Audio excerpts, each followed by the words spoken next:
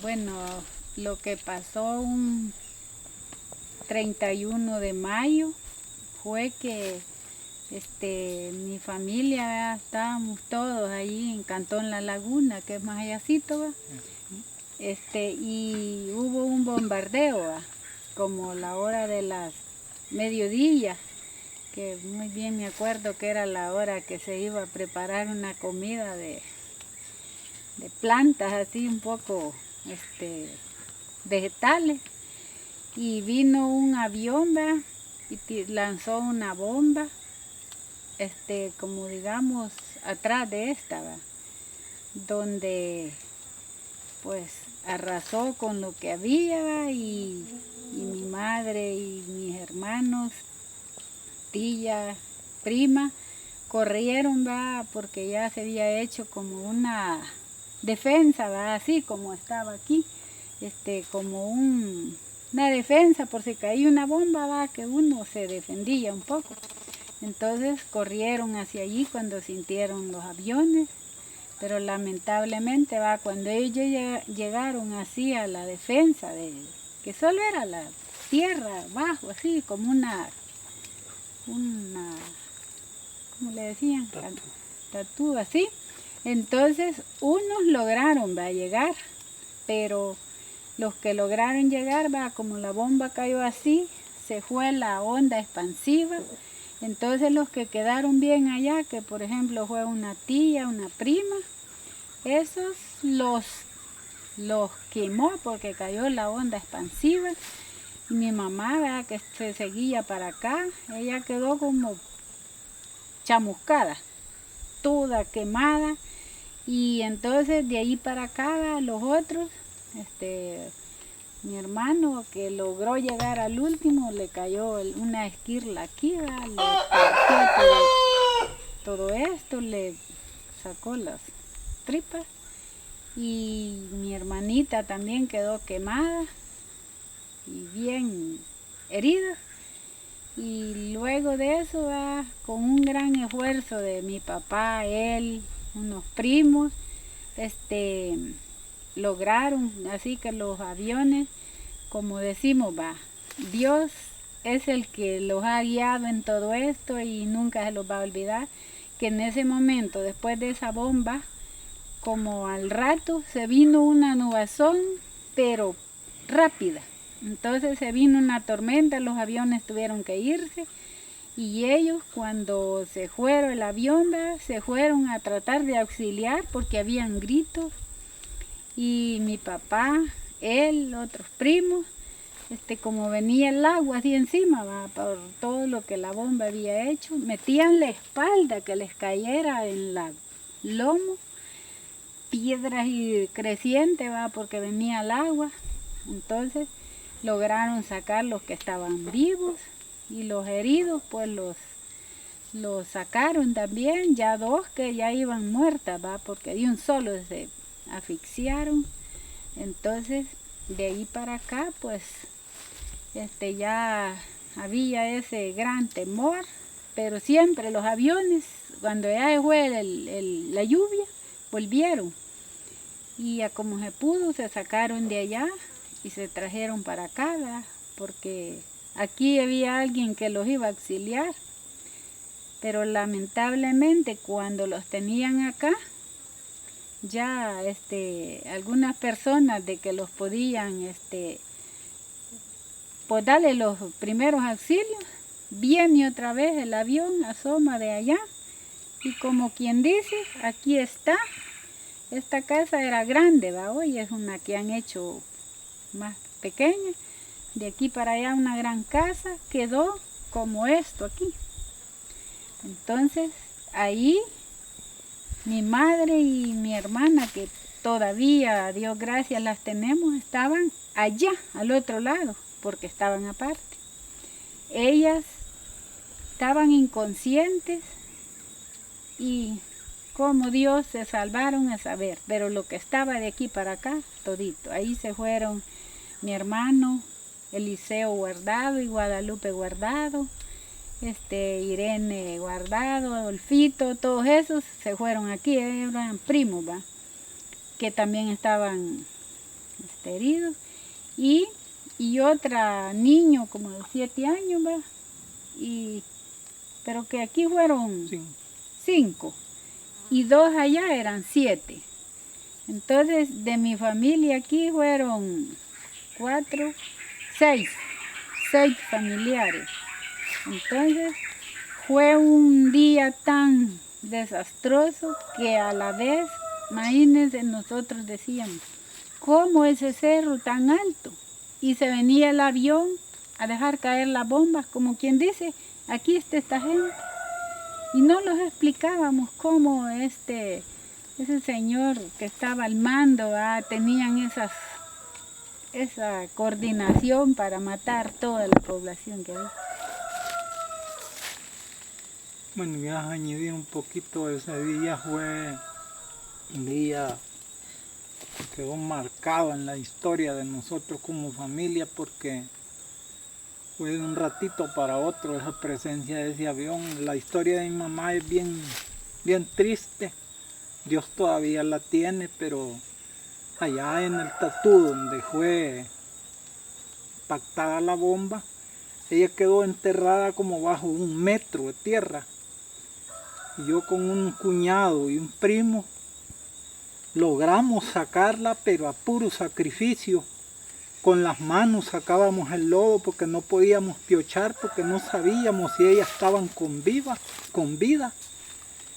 Y escarbábamos un ratito y corríamos de vuelta porque había un helicóptero que los estaba buscando a ver cómo los podía agarrar con la metralla.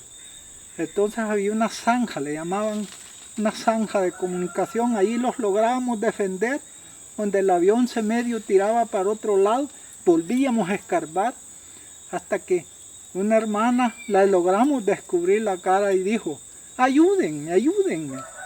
Logramos destaparle la cara y la logramos sacar. Entonces debajo estaba mi mamá que todavía se movía. Cuando logramos llegar a la cara, a quitarle todo aquel lodo con agua, la logramos sacar, pero ella le había quemado la ropa completa y la piel, todo. Entonces la logramos salvar a ellas y nosotros las sacamos y seguimos escarbando con las manos y partes arrollando con azadones. Abajo estaban las 2 primas,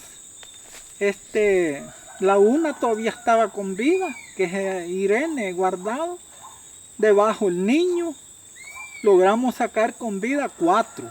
Y mi hermano que había quedado en la puerta de la entrada solo, ya herido con todos los organismos de fuera. Pero ya mi tía y mi otra prima estaban debajo, ya con todo el peso del grupo encima más la tierra, se ahogaron. Ya cuando llegamos abajo y las tocamos, pulso, ya ellas ya estaban muertas.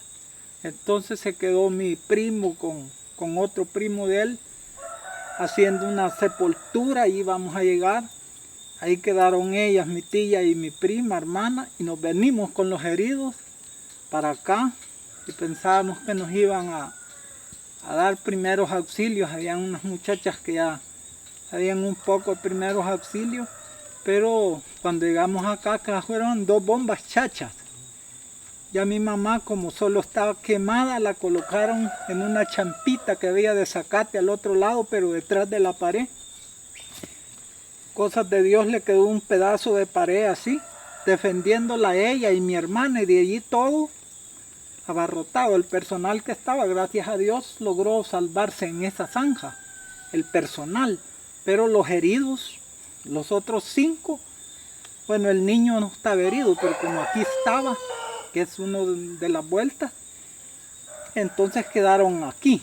Entonces ya eran parte pedazos ya, porque 2 bombas chachas se pueden imaginar. Entonces nosotros, como aquí estábamos con los heridos, cuando asomaron los aviones logramos llegar detrás de ese árbol. Ahí hay un pasamano, logramos tenderlos detrás de ese cerco. No porque aquí estuviéramos también metidos, nosotros los que estábamos acá. Después vino de vuelta el avión, corrimos detrás de un peñón donde está un desvillito. Luego regresamos porque dijeron, los soldados vienen, la tropa viene. Logramos meter los pedazos de cadáveres aquí en una zanja y hacerle un cerquito ahí. Mis 2 hermanos, mis 2 primos y ese niño.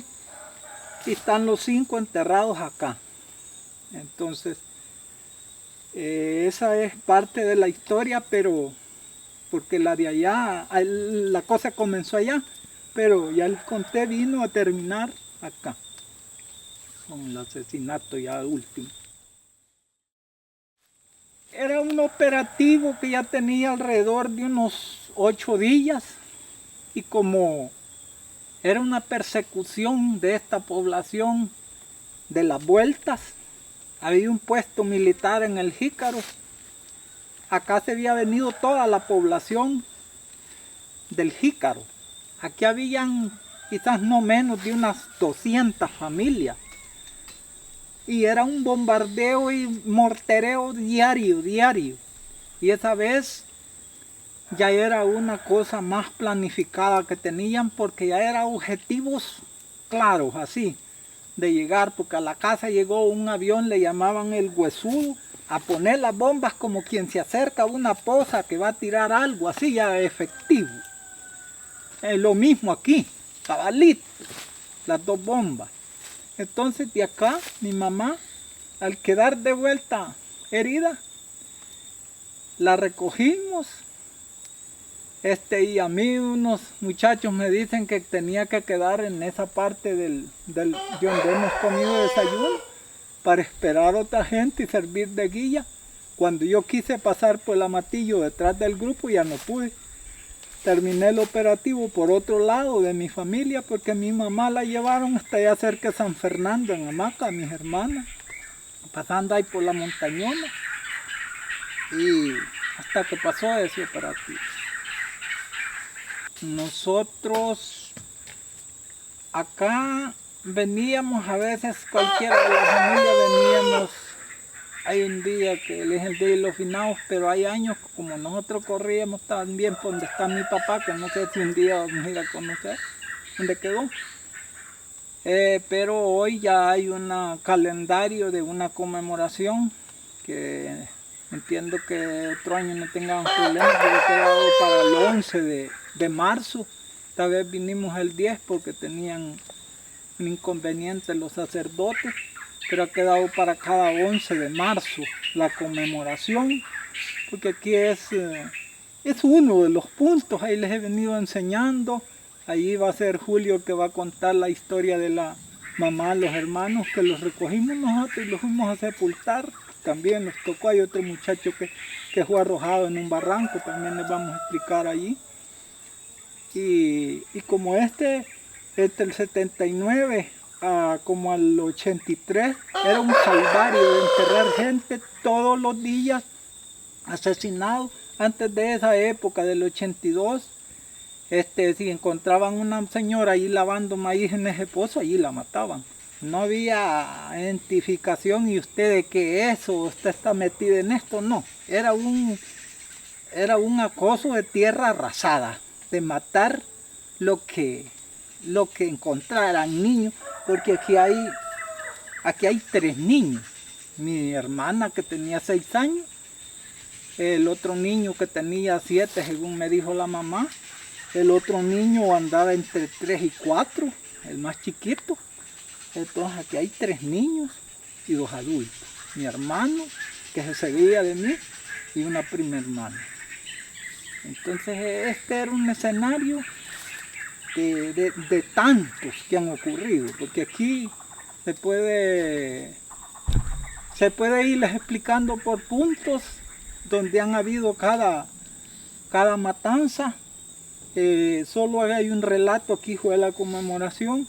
Yo les puse una manta donde tengo un relato, anda entre los 50 y 51 personas que fue asesinada, algunos en grupitos, otros solos y así. Bueno, yo tal vez lo que quisiera añadir es de que nosotros ahí por ahí comentábamos con algunos de ellos, para nosotros llegar a esta historia de estar ante una cámara explicando lo que les ocurrió en los años 80, 79 para acá. A esta época para nosotros nos parece como hasta algo sorprendente tener a personas de otras naciones que no habíamos imaginado ni que los podíamos conocer. Entonces, ahora acompañándolos en este proceso, termina siendo para nosotros como como los ha dicho a veces la universidad, quiero decir, los abogados del